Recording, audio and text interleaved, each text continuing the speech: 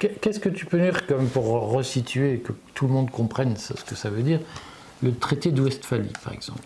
Alors, il a débouché sur quel ordre? Le traité de Westphalie, donc c'est le traité qui met fin à la guerre de 30 ans, en 1648.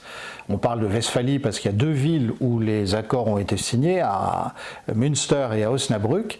Et on sait que pendant un siècle, un petit peu plus même, l'Europe avait été déchirée par les guerres de religion entre catholiques et protestants, puissance catholique et puissance protestante.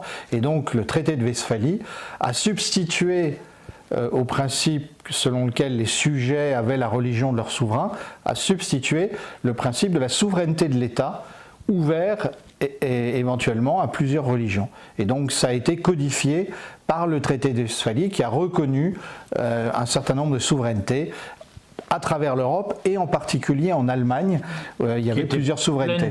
Éclaté, voilà. Parce que je vais retaquiner tout le monde, si tu ne m'en voudras pas, l'Allemagne c'est un concept récent, d'ailleurs forgé grâce à l'opposition à la France, à la rivalité entre les principautés et la France. Mais l'Allemagne à l'époque, c'est une myriade, une mosaïque de petites communautés, de petites principautés.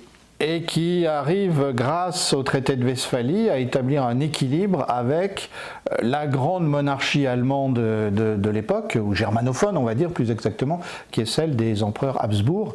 Mais effectivement, il ne domine pas de manière absolue, à la différence du roi de France qui lui dit au pluriel « mes peuples », mais qui a un État souverain unifié. Et alors c'est important parce que ça sert de référence plus tard aussi, par exemple au moment de la guerre froide, il y a les partisans des États-Unis, du libéralisme, il y a les partisans du communisme et de l'Union soviétique, mais en fait on s'aperçoit que des deux côtés on est assez intelligent pour dire on laisse l'idéologie de côté, on traite entre États souverains. C'est ce qui aboutit par exemple aux accords d'Helsinki en 1975 où les États reconnaissent leurs frontières réciproquement issus de la Seconde Guerre mondiale et où d'ailleurs les droits des individus sont reconnus, y compris par le bloc soviétique. Ça ressemble beaucoup à ce que faisait Richelieu quand il obtenait des princes catholiques qui respectent les droits des protestants et à l'inverse des princes protestants qui respectent les droits des catholiques dans leurs États.